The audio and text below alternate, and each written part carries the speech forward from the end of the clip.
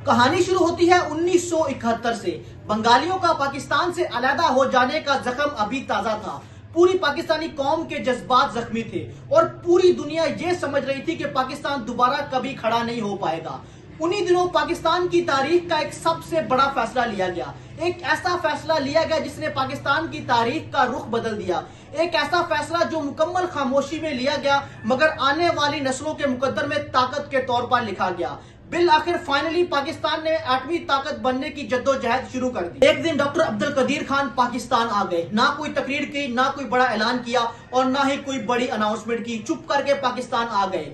दिमाग में सिर्फ एक ही बात चल रही थी कि किस तरह पाकिस्तान को एटमी कुव्वत बनाना है। स्टार्ट के दिनों में बड़ी मुश्किलात का सामना करना पड़ा, खुद भी मजीद तजब्जुब का शिकार रहे, लेकिन दिमाग में सिर्फ एक ही बात चल रही थी कि किस तरह पाकिस्तान को आलमी कुव्वत बनाना है और पाकिस्तान को पूरी दुनिया में बनवाना है। उन्होंने पाकिस्तान में सियासतदानों से बात की और उस टाइम जो फौज के सरबराह थे उनसे बात की और पाकिस्तान के मुख्तलिफ इलाकों में जदीद रिसर्च सिस्टम कायम किए, जदीद लेबोरेटरीज कायम की। पैसे ना होने के बराबर थे, वसाइल ना होने के बराबर थे, लेकिन दिमाग में एक ही बात चल रही थी कि किस तरह पाकिस्तान को एक आलमी ताकत बनाना है। जदीद रिसर्च सिस्टम, लेबोरेटरीज की और साइंसदानों की एक टीम तैयार की। जैसे ही दुनिया की खुफिया एजेंसियों को यह बात पता चली तो पूरी दुनिया की खुफिया एजेंसियों में यह खलबली मच गई कि पाकिस्तान क्या करने जा रहा है। पाकिस्तान जब एटमी ताकत बनने की जद्दोजहद कर रहा था तो उस वक्त सऊदी अरेबिया इस बात को बड़ी अच्छी तरह समझ चुका था कि अगर मुस्तकबिल में मक्का और मदीना की हिफाजत हो सकती है तो वो सिर्फ पाकिस्तान की एटमी कुव्वत से हो सकती है।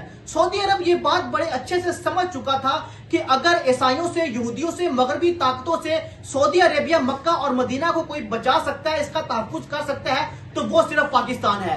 उस टाइम पे पाकिस्तान की एटमी कुव्वत को शदीद माली बहरान का शिकार थे और इस वक्त सऊदिया एक खामोश सहारा बनकर सामने आया और सऊदिया ने उस वक्त पाकिस्तान की एटमी कुव्वत को शदीद सहारा दिया। पाकिस्तान की एटमी कुव्वत को शदीद उन्होंने फायदा दिया। पाकिस्तान का जो तेल था वो मुसलसल उन्होंने जारी रखा और किसी तरह की कोई भी रकम पाकिस्तान से वसूल नहीं की और इसके बदले में सऊदिया ने खुफिया तौर पर पाकिस्तान से ये एक ओहदा किया, एक मुआहिदा किया कि अगर पाकिस्तान एटमी कुव्वत बन जाता है तो हम पाकिस्तान को सारी सहूलियात फराहम करेंगे। उसके बदले में मुस्तकबिल में पाकिस्तान को मक्का और मदीना की हिफाजत की जिम्मेदारी उठाएगा। ये एक खुफिया हिकमत अमली थी जिसे पूरी दुनिया नहीं समझ सकी।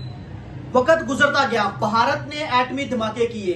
अब पूरी दुनिया की नजरें पाकिस्तान के ऊपर जम चुकी थी और बिल आखिर फाइनली वो दिन आ गया 1998। पूरी दुनिया की नजरें पाकिस्तान के ऊपर। अमेरिका ने पाकिस्तान के ऊपर उस टाइम पे शदीद तनकीद की और पाकिस्तान को यह हुक्म दिया कि पाकिस्तान अपना एटॉमिक प्रोग्राम बिल्कुल बंद कर दे, इसको कैंसिल कर दे। लेकिन डॉक्टर अब्दुल कदीर खान ने किसी की एक ना सुनी और बिल आखिर वो फाइनली वो दिन आ गया जब 28 मई 1998 को चागी के पहाड़ों ने वो दिन देखे कि पाकिस्तान एक एटमी ताकत बन चुका है और पूरी दुनिया की तारीख को बदल कर रख दिया।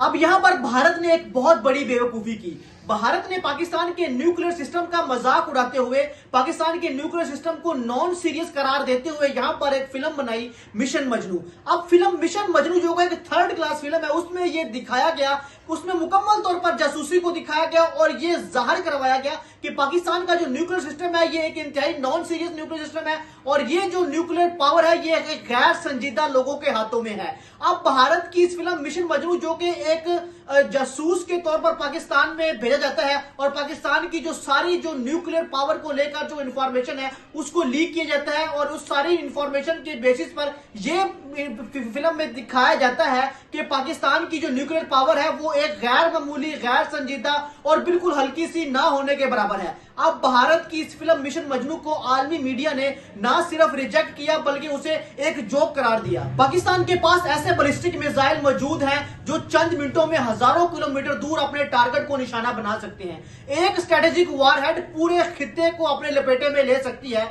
और एक्सपर्ट इस बात पर मुत्तफिक है कि अगर जनूबी एशिया के किसी एक कंट्री में अगर एक एटॉमिक वार होती है तो वो पूरे खित्ते को का जो तवाज़ुन है उसको बिगाड़ सकती है और पूरे खित्ते की आबो हवा को बदल सकती है।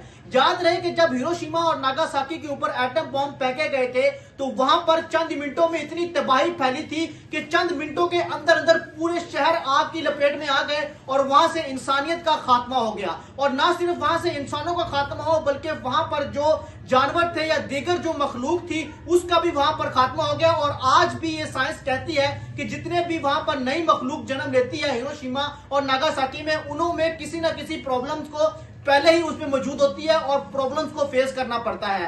आज पाकिस्तान के पास जो न्यूक्लियर वार्स है, अगर वो किसी एक सिटी पर फेंका जाए तो उसको चंद मिनटों में खात्मा कर सकती है। और माहिरीन इस बात पर मुत्तफिक है कि अगर पाकिस्तान और इंडिया के दरमियान अगर एक न्यूक्लियर वार होती है तो उसका इफेक्ट ना सिर्फ दोनों कंट्री के ऊपर पड़ेगा बल्कि जो जनूबी एशिया के दीगर कंट्रीज हैं उनके ऊपर भी उनका इस तरह असर फैलेगा कि जिसकी तारीख में अल्फाज नहीं मिलते।